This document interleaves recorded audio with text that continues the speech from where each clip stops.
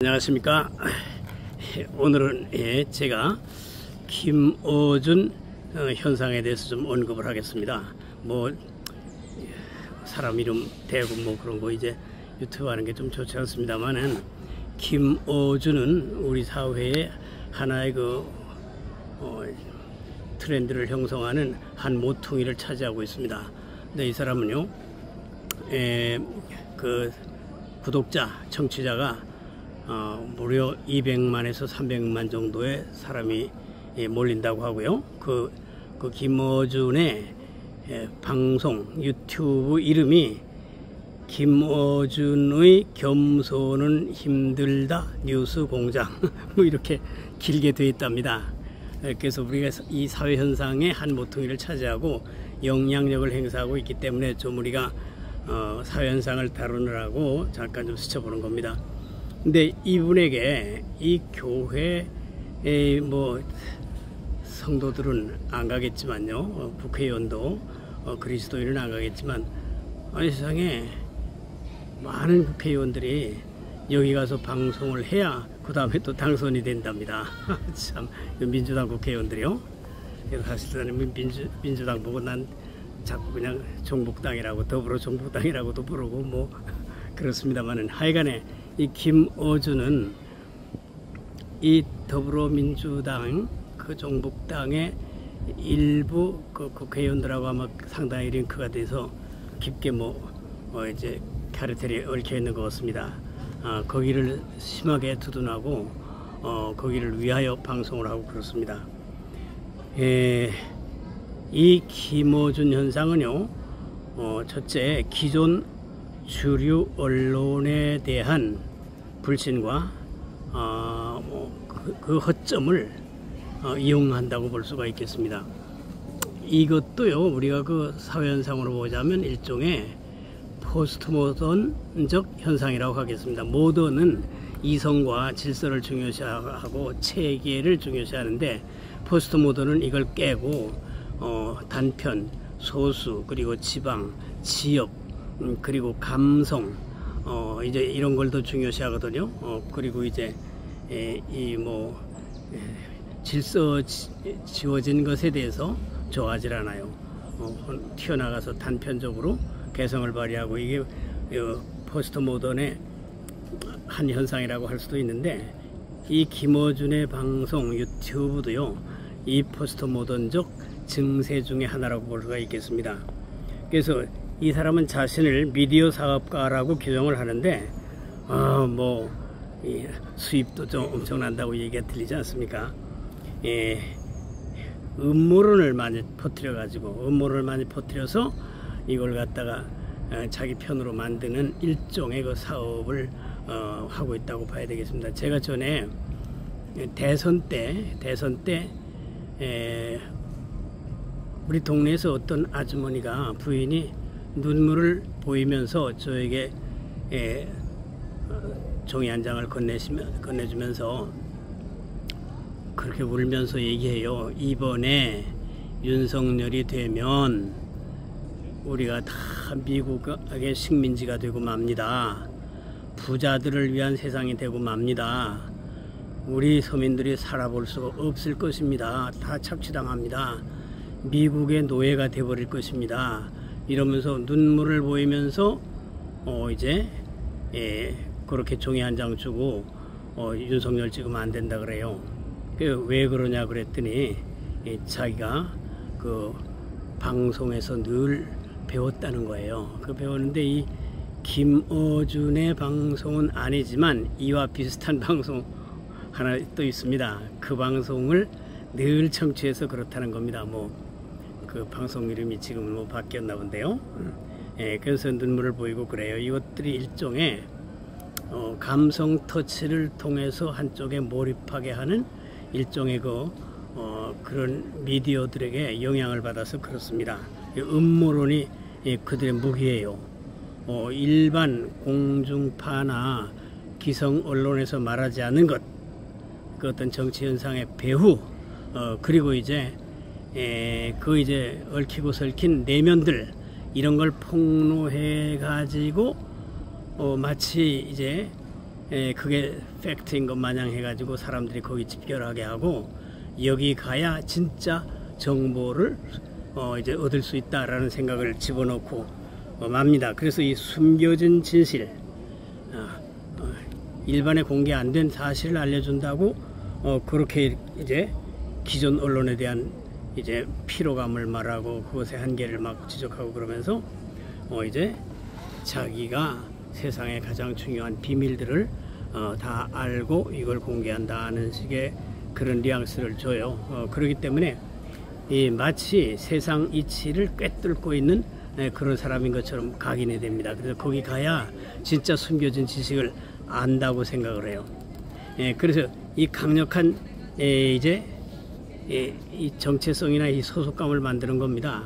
이 기존 언론이나 기존 사회 시스템에서 얻을 수 없는 특별한 이제 소수 이제 그 말하자면 팬덤 엘리트들에게만 주어지는 특별한 이제 정보와 지식의 채널이라고 생각을 하고 거기에 이제 소속하게 됩니다. 그래서 아주 지지층이 공고해지고요, 커뮤니티가 형성돼 가지고 아주 거기 결집이 대단합니다.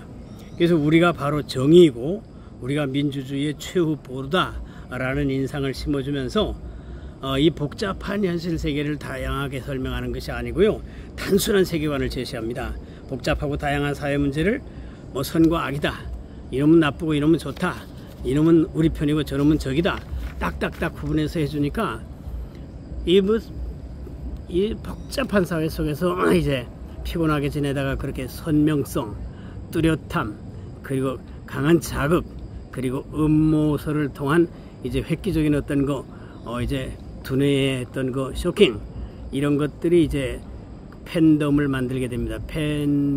이 팬이라는 용어는요, 이 FAN, 선풍기 돌아가고 이런 바람 일으키고 그런 겁니다. 근데 그 두 번째 또 팬 하게 되면 다른 뜻이 있는데 이것은 열광하는 겁니다. 어떤 스포츠 스타나 연예인이나 특별한 카리스마가 있는 사람에게 열광하는데 그래서 팬입니다. 그래서 팬에다가 dom이 붙어가지고 팬덤, 그러면요 이것은 열광 집단을 말합니다. 열광하는 집단, 그리고 그 영토, 그 나름의 세계, 그 팬덤이라고 그러면은 이성은 없어요.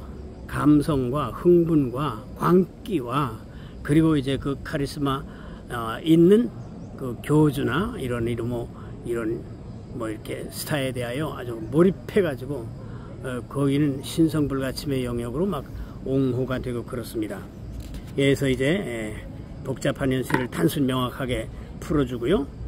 그래서 감성적이고 즉각적인 공감을 유발하는 겁니다. 그래서 이 김어준 씨에게 이렇게 국회의원들이 가고 왜 그러냐 하면요, 이것은 이제 막강한 그 팬덤이 만들어졌어요. 막강한 팬덤이 만들어졌고 그 숫자가 대단하기 때문에, 게다가 이것이 민주당, 정북당하고 깊이 링크가 돼 있기 때문에 거기서 국회의원 한 자리에 힘올리고 그러면은 또 여기서 기어들어야 돼. 여기서 또 뭐 아는 척하고 떠들어야 돼. 그래서 이제 이 정치인들까지도 다 자기 수하에 넣고 그런 겁니다. 그리고 김어준 현상은 정북당, 민주당에서 말하지 않습니까? 대통령, 용산의 대통령, 또 하나는 여의도의 대통령, 정청래, 그리고 또 하나가 여기 김어준이라고 하지 않습니까? 김어준이라고 하는데, 우리가 이런 현상은요, 이 창조세계 안에서 도드라진, 사회현상 안에서도 도드라진 어떤 독특한 모션을 취하고 거기 사람들이 몰리고 그런 겁니다. 그래 팬덤이 이루어져가지고 이게 정치사회에 영향을 미치고 해서 그 이성적이고 합리적이고 비평적인 토론이 안 돼. 여기는 광기가 흘러. 여기 그냥 몰입해야 돼. 맹목적이야. 그러니까 사이비 종교의 이단 집단하고 비슷합니다. 이단 집단하고 비슷해서 교주적인 성격을 가져요. 뭐 제가 김어준 씨 보고 교주라고까지 말하는 건 좀 무례하겠습니다만은 교주적 성격을 띱니다. 성격을 띄어요. 200만에서 300만의 사람이 거기 몰리고 말이죠. 거기 슈퍼챗이 후원금 슈퍼챗이 얼마나 많이 몰리겠습니까? 그러다 보니까 자기가 미디어 사업가라고 하듯이 사업상 부자가 되는 거예요. 사람들 거느리고. 그건 이것은 우리 사회의 소위 그 이성의 실종을 말합니다. 사회적 이성의 실종이고, 합리적인 객관적이고 팩트에 근거한 토론과 비평이 가능한 것이 아니라 맹목적인 광신에 의하여 정신을 잃게 만들고, 그 이제 리더, 교주 뭐 이런 사람이 한마디 하게 되면 광적으로 거기에 행동하고 몰입하게 되는 그런 증세입니다. 그렇기 때문에 이 김어준 현상을 뭐 그 개인을 묘할 건 없지만요, 우리 사회 현상의 그리스도인으로서 그런데 미혹당하지 않을 수 있는 어떤 평가를 우리가 좀 가져봐야 되겠습니다. 이 김어준에 대해서요, 전북대학교에 교수 생활하다가 은퇴한 강준만 교수라고 있습니다. 이 강준만 교수가요, 정치무당 김어준이라는 책을 썼습니다. 정치무당 김어준. 그래서 그 내용을 보면요, 김어준은 증오와 혐오를 이용한 팬덤 정치를 선동해서 한국 정치를 타락시킨 인물이라고 이제 그 강준만 교수가 이제 규정을 합니다. 그래서 논리와 이성의 영역을 포기하고 벗어나 버리고 무당과 같은 성격을 가졌다는 거예요. 그래서 객관적 정보가 아닌 어떤 그 김어준 개인이 가진 확신과 거기에 따르는 감성적인 흥분을 통해서 이 자기 지지자들에게 듣고 싶은 얘기만 들려주면서 자기 청취자, 자기 따르는 사람을 마치 이 사회비교의 신도처럼 만들어 버린다는 겁니다. 그래가지고 합리적인 토론과 비판이 실종된 정치 무속 행위이다, 무속 집단이다, 이렇게 강준만 교수가 평을 하고 있습니다.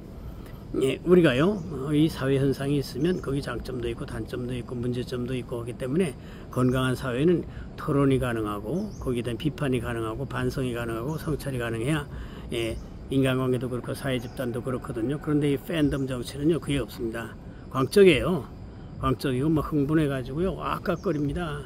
뭐 여기 사회비교주가 하는 이단 종교에 가면 바로 그렇지 않습니까? 그건 신이에요, 신. 이게 비판이 불가능합니다. 뭐 조금이라도 뭐 이제 문제점 지적하면 거기 광신도가 막 싸우려고 달려들고 그렇습니다. 그렇기 때문에 건강한 집단이 아니죠.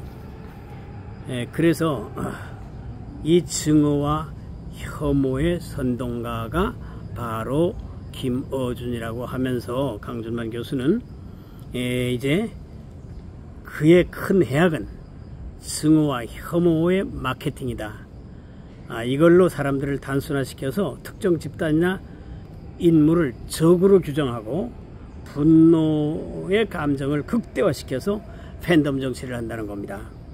그래서 건전한 정치 발전을 방해하는 장본인으로 바로 이 김어준을 규정하고 있습니다. 강준만 교수가. 강준만 교수는요, 저도 금책 한 권 가져 있는데 영어의 근원을 따지는 책을 한 권 썼어요. 영어의 어원을 다 추적해 가지고 이제 하는데 그것도 또 특별한 책이더라고요. 제가 종종 보고 있습니다. 이 강 교수가 이제 이렇게 김어준을 맹공해 주는 것은 고마운 일이에요. 고마운 일입니다. 김어준은요, 경남 김해 사람인데 홍익대학교 전기공학과 그런 쪽을 공부했습니다. 공부했고 이제 뭐 낙곰순이 뭐니 하면서 그 이 미디어에 이제 그 맛을 들여가지고 아주 여기서 그냥 짭짤하게 자기 사업을 하고 있습니다. 만일 보수 우파가 김어준과 같은 그런 활동을 하고 있다면 뭐 몰매 맞을 겁니다. 몰매 맞아서 견디지 못할 거예요. 하지만 이 지금 좌파 세상이 되다 보니까 뭐 이렇게 음모론을 퍼뜨리고 막 이제 사람들을 선동해 가지고 자기 사업하는데도 국회의원이란 작자가 말이야 거기 가서 다 이제 방송하고 대담한답시고 난리치고 말이지. 제가 그래서 항상 김어준에 대해서 전에도 뭐 글을 좀 쓰면서 별명을 털맨이라고 했습니다. 털맨. 털이 많다 그래가지고 털이 많다 그렇게 했는데 뭐 그런 거 흉볼 건 없고요. 여하간에 그의 외모에서 풍기듯이 그는 매우 포스트 모던적이고 매우 이제 스페셜이고 그 인디비듀얼 매우 개인의 주관성이 철저하고요. 그래가지고 자기 사업을 거기서 감성 터치로 이제 해나가는 겁니다. 그래서 이 강준만 교수는 김어준에 대하여 이 사회악이다.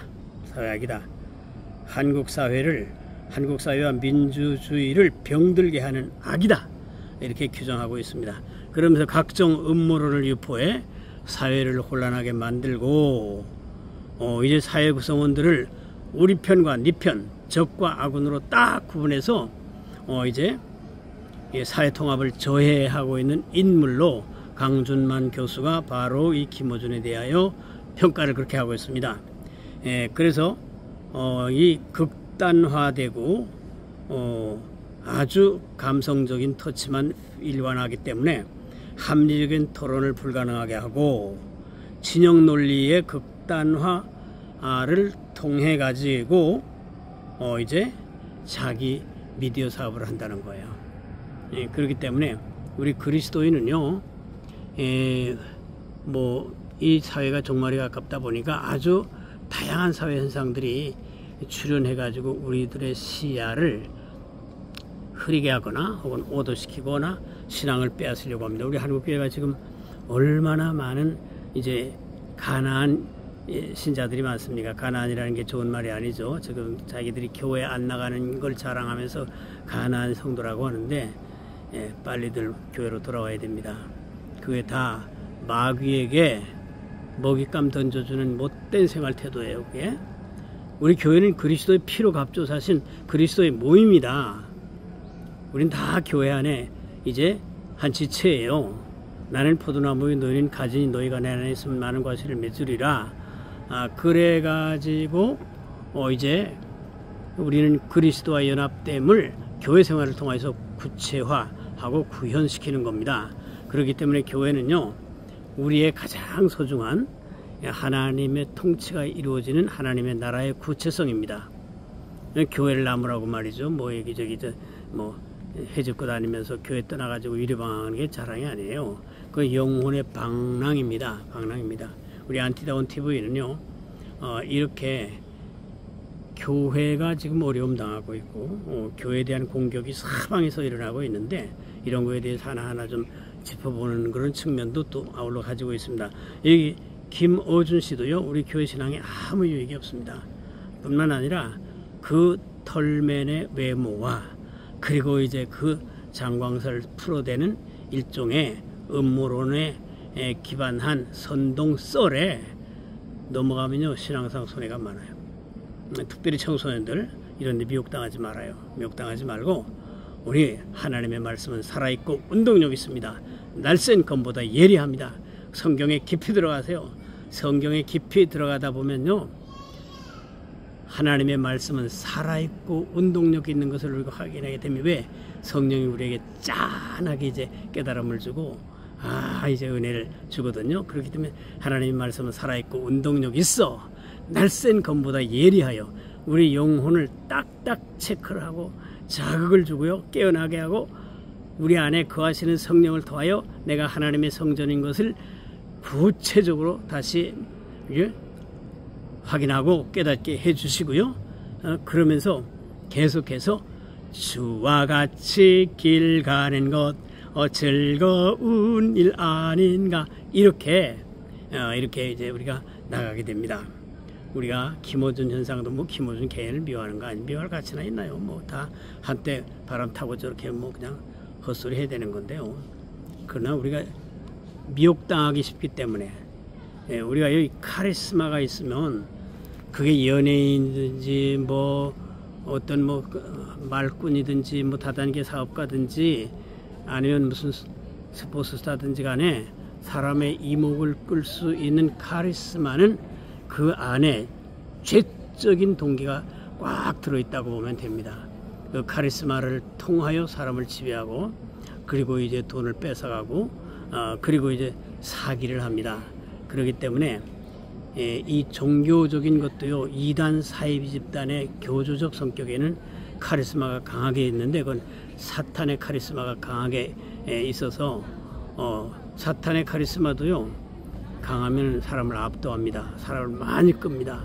말이 유창합니다. 마치 자기가 천국에 왔다 갔다 하는 사람처럼 그렇게 이제 사기를 해요. 그렇기 때문에 이 사이비 종교 현상도 우리가 조심해야 되지만 하나님의 은혜 가운데 우리 스스로가 점점 사회를 식별 잘 해가지고 우리가 어떤 경우에도 미혹당하지 않고 하나님의 은혜 안에 승리해야 되겠습니다.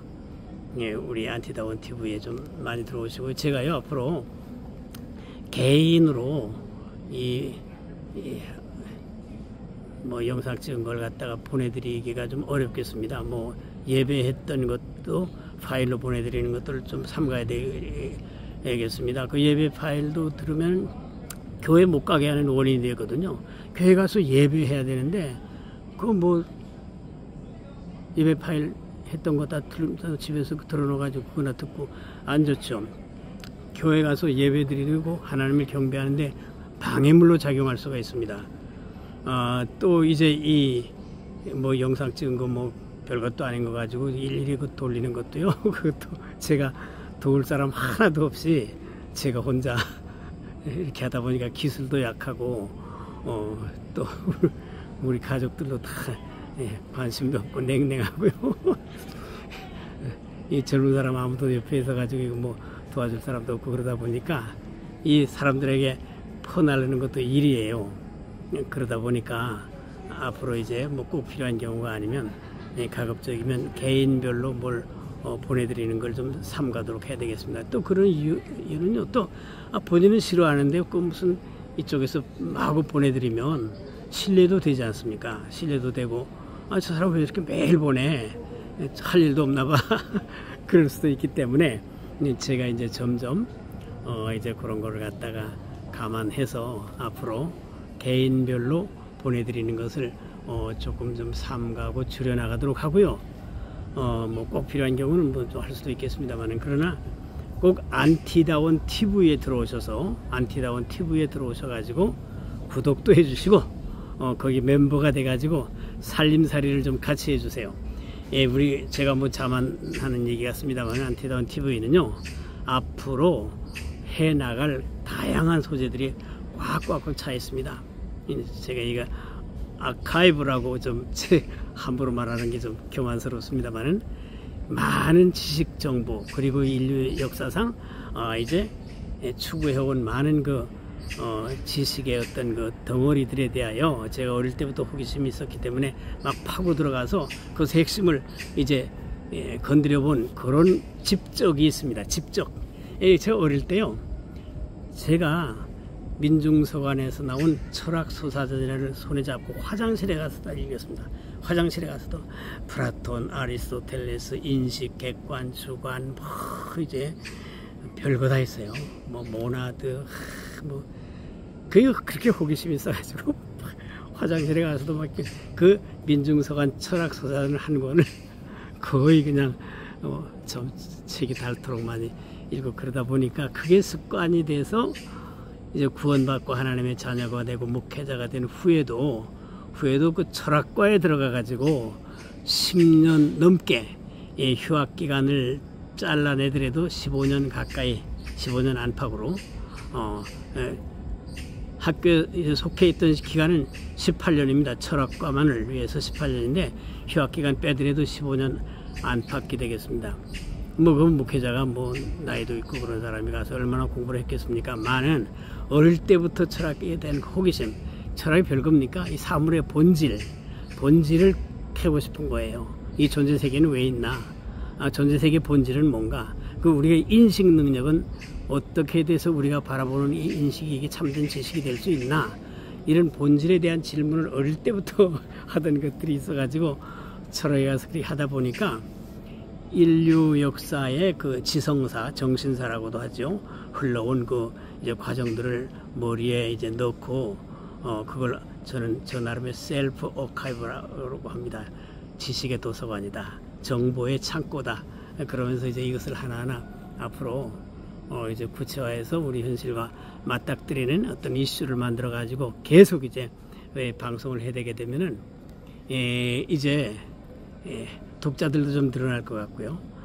이제 거기에 대한 어떤 패밀리즘도 형성이 되고 나름대로 어떤 우리 복음의 전파와 수호, 교회 생활에 대한 어떤 방파제 역할 이런 것들을 좀 할 거라고 생각하고요. 그냥 우리의 신앙을 막연히 믿는 게 아니라 저럴 때부터 본질적 사고가 아주 그냥 몸에 배 있습니다. 그 현상을 이루는 근본이 뭐냐라는 데 대한 집요한 질문을 어릴 때부터 중얼중얼 하면서 그냥 아주 그렇게 했기 때문에 그 원인은요, 제가 전에도 말씀 많이 드렸습니다만 누나의 죽음 때문에요.